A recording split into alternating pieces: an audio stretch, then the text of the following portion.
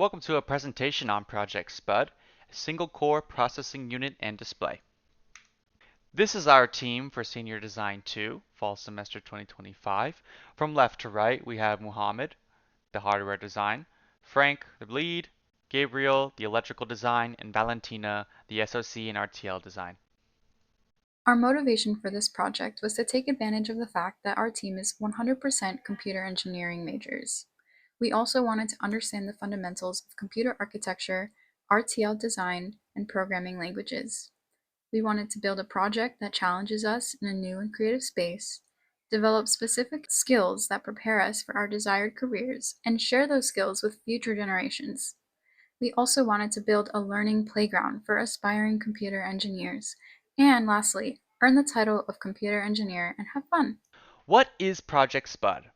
A custom RISC-V CPU implemented onto an FPGA with an LED display for visual feedback. Modern processors are fully optimized and difficult to inspect, so SPUD proposes a custom, modifiable, demonstrable, and accessible CPU for educational and entertainment purposes. C programs can be directly run on the FPGA-based CPU. CPU and system on a chip are also implemented into the Verilog. A custom display core drives the 64 by 64 RGB matrix, and an arcade controller will be the main interface to control our interactable demos. First, we wanted to design our own embedded processor that was specifically tailored for our project, instead of relying on an off-the-shelf core. To make the system useful, we developed a C library that gives us control over peripherals like UART, the display, and GPIO pins. On top of that, we added custom registers inside the SoC, so we could directly control hardware through our own instructions. We also worked on configuring the RV32IM toolchain. This allows us to take C code, generate instructions, and load them directly into RAM to run on our processor. Finally, one of our big objectives was to have each team member create their own interactive demo program. That way we could all test and show off different capabilities of the CPU. Our SPUD CPU has the following specifications. It has a CPU frequency that can go up to 100 megahertz using overclocking, and also a processor performance that goes up to 10 MIPS, which means that we can run many operations within a decent amount of time. Our LED matrix has a refresh rate of up to 500 Hz, which is a sweet spot for LED matrices, and our CPU can run operations like arithmetic operations, jump, and memory operations. The house of quality we show here showcases some of SPUD's strong points and how they might improve the overall experience of future customers and or users. We are mainly concerned with SPUD's ease of use, performance, and power consumption. One of SPUD's strongest suits is its ease of use and its modularity. The SPUDKit library provides a simple way for any potential user to program the SPUD as they please and fully utilize its hardware using pre-existing functions. Our I/O also assists its user with sending simple inputs and receiving outputs without needing to access low-level hardware/storage and memory in order to see what the program outputs are. The SPUD achieves high performance due to its powerful 10 MIPS processor that can run all of its current programs comfortably. This performance is further improved by the efficient and lightweight implementation of SPUDKit for better written programs. Power consumption is one of SPUD's weaker points, requiring an external power supply for the matrix and another connection for the FPGA. However, the cables are detachable and the power requirements are within a reasonable range for most potential users. And although not as important, we considered the size and the display clarity of the SPUD to improve the experience of future users. We ensured the housing and the brackets are not too large for most typical use cases, and we picked a brighter display type in order to ensure the display clarity is sufficient for most environments. Here you can see the final product for SPUD. On the left side, we have an image of what our matrix display looks like, and you can see the FPGA hiding underneath. This keeps all of our cable management tight-knit and clean. On the right side, we have the full render of what our project looks like. We have an easel that holds up our display. Then we have a cable connecting to our arcade controller. The hardware block diagram shows how all the hardware in the system connects together. The FPGA is at the center of SPUD and runs the custom SoC. This FPGA is powered by a 5-volt USB line through a PC. The SoC generates signals needed for the LED matrix. Those signals pass through the peripheral hat PCB, where the level shifters convert the FPGA's 3.3 volt outputs to the 5 volt levels that the matrix requires. On the input side, the arcade controller PCB sends simple button signals into the hat board, which feeds them directly into the SoC for processing. The PC is used for programming and communication, and the LED matrix is powered separately through its own 5-volt supply. We chose the Adafruit 64x64 LED matrix for a few points of compatibility with our system. The LED matrix utilizes the powerful parallel computing capabilities of our system more effectively compared to the other two display types. Moreover, it is one of the brightest display types there is, allowing for an easy demo regardless of the ambient light level. The matrix display code is also simple to implement, both on the driver end and on the high-level program end, requiring no external libraries. Finally, we felt that the granular, low-resolution display fits our project core design perfectly. However, the LED matrix does fall behind the other two displays in categories like contrast ratio, viewing angle, and power efficiency. But the aforementioned pros do outweigh these cons. For our FPGA selection, we compared 3 different boards: the Xilinx RDS7, the Xilinx RDA7, and the Intel Cyclone 5 starter kit. The Arctic 7 board has more logic cells and flip-flops, which makes it really powerful, but it also is the most expensive board. The Cyclone 5 offers strong communication protocol support, but it uses Quartus Prime, which we're not as familiar with as we are with Vivado. The RDS7 is smaller than the 2 other boards, but it provides just enough logic cells, block RAM, and memory for our SoC, and just aligns well with our goals. So ultimately, we chose the S7 because it gives us the right balance of cost and ease of development.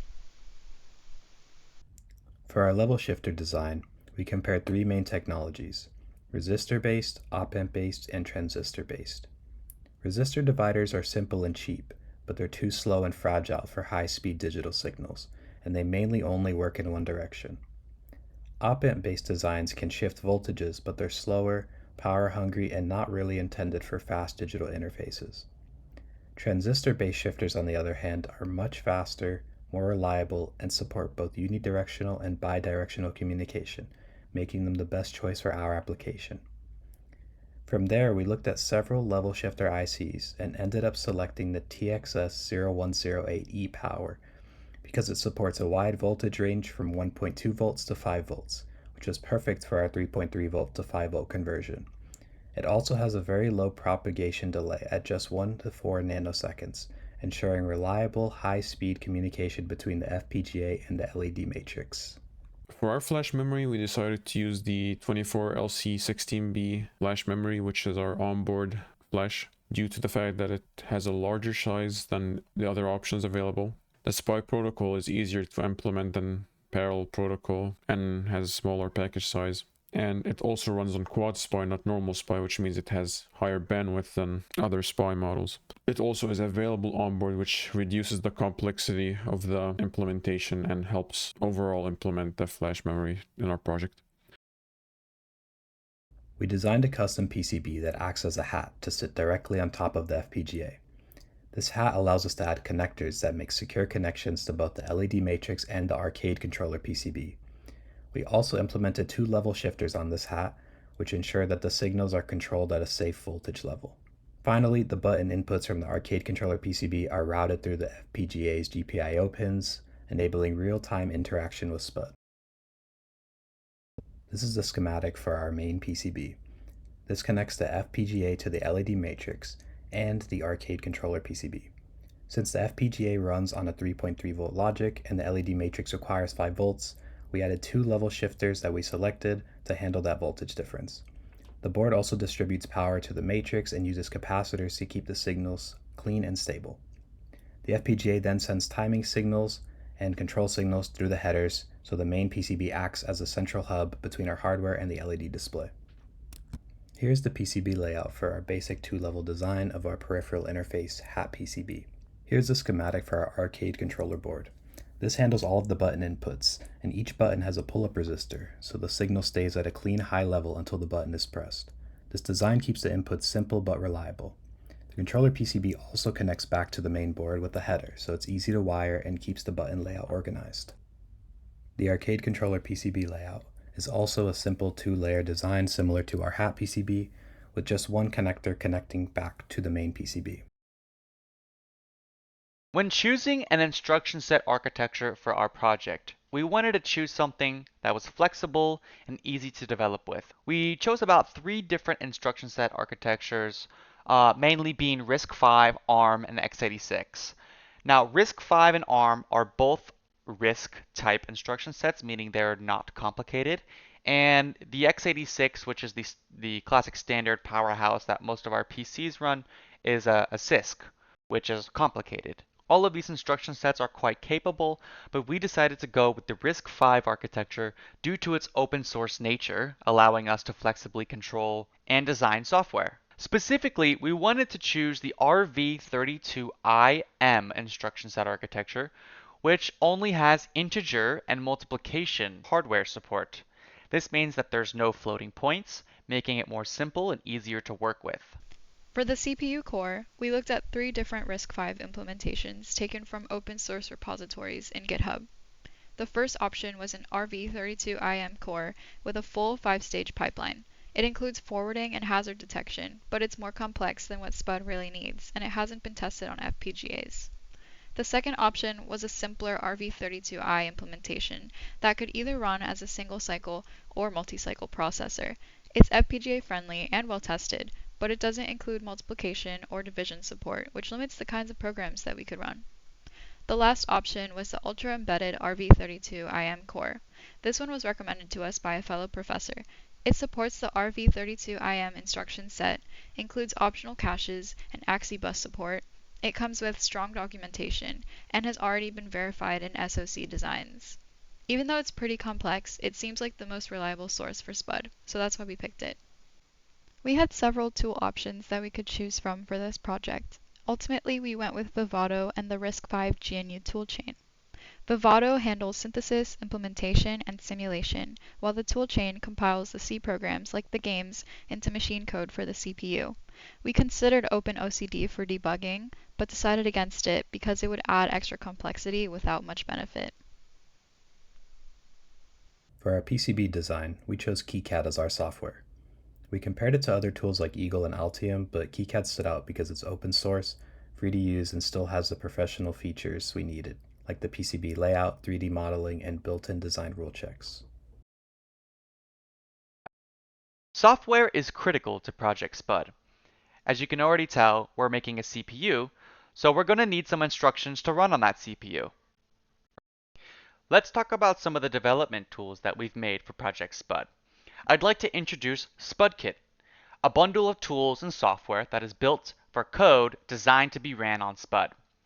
Essentially, it's a C library which combines ARM scripts, linker scripts, and also build scripts. This allows us to quickly and easily develop code designed to run on our CPU. Now that we have our program, we need to load it into memory. We start at the C code, and then we compile it down into an ELF.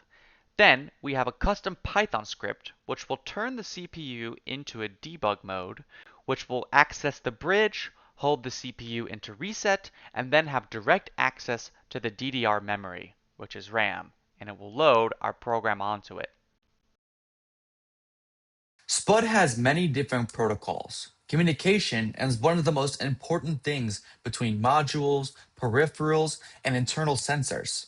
On the hardware level, we have an AXI bus, which allows our SoC to communicate with our CPU, our debug controller, and many other modules on our hardware design. The UART protocol is used a lot in our project SPUD. It's used to program our device, as well as input commands and receive outputs to see real-time debugging and console logging. The GPIO gives us access to create our own protocols, like in our matrix display, as well as our arcade controller. Let's take a deep dive into the SPUD CPU. The best way to represent Verilog is in a hierarchical format. So here we have a few modules that we go into. So we have the top module, the very, very top, which is represented by the darker gray box. Then we have FPGA top and the DDR RAM that belong in the top. Then inside FPGA top, we have the debug bridge, the RISC-V SoC, and the AXI4 CDC, which represents the clock domain crossing for the AXI4 protocol. Inside the RISC-V SoC, we have a core taken from Ultra Embedded, and we have the SoC, which was partially taken from Ultra Embedded, but we're also making our own personal SPUD customizations in there. If we dive even deeper into the SoC design, we'll see that there's an Axie4 Lite tap controller, which allows for the CPU to directly communicate with the peripherals on the FPGA. Within that tap controller, there's an arbiter that utilizes round-robin scheduling to select between the CPU and the debug bridge in order for them to utilize the shared bus in the tap controller and access those peripherals. For SPUD, we had to create additional peripherals in order to communicate with the components in the SPUD system, like the arcade controller and the matrix display. For the display, we created a peripheral called Matrix Controller, which houses the matrix core and uses GPIO to send pixel information out onto the display. For the arcade controller, we used the existing GPIO peripheral. And lastly, we created the LED controller, which controls the FPGA LEDs and was used for debugging and storing processor information. The Matrix SoC architecture involves a matrix controller module, which handles all of the Axie bus information and sends the necessary information about updating pixels to the matrix core, which does the actual pixel updating and houses the pixel memory. We divided this information into two registers, one for the pixel RGB values or the data, and the other one for the actual pixel address. We had to divide this into two separate registers because both values combined takes up more than 31 or 32 bits. Our 64 by 64 LED matrix uses the Hub75 interface, which is a standard parallel interface for RGB LED panels. It drives 6 color pins in total, 2 for each color channel, red, green, and blue, labeled R1, R2, G1, G2, B1, and B2. The display is divided into 2 panels, and these paired pins control the upper and lower sections simultaneously. We use 5 address pins to select which row is currently active. Each adder's combination corresponds to one row in each panel. The clock signal is used to advance the data through the panel's internal shift registers. Once the full row of pixel data is shifted in, the latch signal stores it, and the output enable signal controls when that row is visible in the display. The code is structured as a state machine with 4 states. An idle state where it waits for further instruction while maintaining the current image, a shift phase where it takes in pixel data and updates all 64 rows of the display, a latch phase where it latches state pixel data, and a final display on phase that lights up the corresponding LEDs. There were several different tests that we ran for the SoC design. First, we went through FPGA synthesis, place and route, and bitstream generation in Vivado. We also wrote to the FPGA LEDs from the CPU using custom peripherals in the SoC, such as the LED controller. We also used an oscilloscope to measure the millions of instructions per second via LED toggles. We also used the CPU in simulation using Verilator, an open source simulator for Verilog.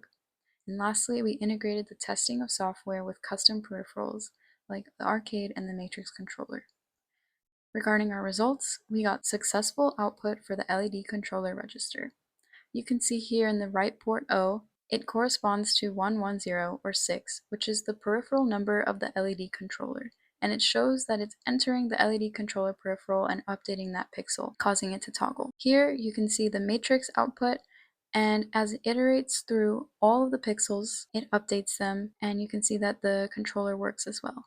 Here are our MIPS results, and we calculated this using the oscilloscope, measured the delay between the flag toggles, and the flag was raised every n number of instructions, so we had 1,000,000, 500,000, and 2,000,000.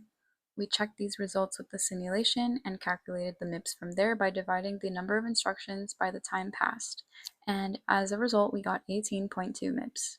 We tested the refresh rate both in simulation and physically by setting a flag that is toggled between each full screen refresh. Full screen refresh is the entire 64 rows of display being updated. In simulation, the time it took between each flag toggle was 6.65 milliseconds. And when physically measuring the same test using an oscilloscope connected to our system, the results typically fall also within the range of 6.65 milliseconds. We then take the inverse of these results and derive a refresh rate of 150 Hz. While SPUD celebrates its many successes, it's important to highlight the major challenges that we faced along the way. In the initial stages, our first challenge was that the RISC-V design was extremely large and complicated. We had to undergo extensive research in RISC-V, digital logic design, CPU architecture, and SoC architecture to get an idea. But also, as we were working, we understood more and more as time passed. Next, originally, we wanted to design an entire RISC-V core from scratch. However, we had to shift our scope into something more demonstrable. So we created SPUD to be an SoC customization of a physical system with a display and arcade controller for interactive demos. Next, the Verilator setup was difficult to configure because of its outdated dependencies and links. After a lot of trial and error, though, with different tool versions and dependencies, we were finally able to install Verilator, and we documented the entire process so that it would be easier for future generations. Vivato's setup was also really difficult. However, once we discovered that it was in the constraints file that we had to fix, we were able to upload the proper constraint file and for the specific FPGA and update accordingly. Lastly, we had unstable connections to the display caused by cheap breadboard and cables. Thus, we searched and found the best breadboard possible, but we do think it could have been better. In the middle stages, we had challenges as well. First, when we initially started reading and writing to the peripherals that we created, nothing was happening. After lots of debugging and collaboration between both hardware and software team members, we realized that both ends had bugs. Once we fixed those bugs, though, we were able to get it working. Next, the matrix controller architecture was pretty difficult to implement and come up with from scratch. After consulting our advisor, looking up similar architectures, and getting creative, though, we were able to do it. Our next challenge involved matrix core integration into the SoC. Initially, the matrix core was driving its own pixels from inside itself. However, we had to update the core to allow pixel data and addresses to be inputs rather than driving them from within the core. Next, we had to create custom-built scripts in order to generate machine code.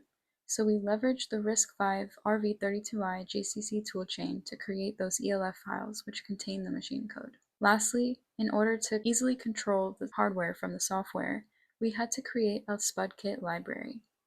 We had to brainstorm essential library functions for Spud, and then we added more as we went along. In our final stages, we faced some difficulty integrating the entire system. Getting this program to go from C demo all the way to a display output was very challenging. We had to double check all the connections were intact, research how to connect to the FPGA using WSL in PowerShell, and just basically went through a lot of trial and error.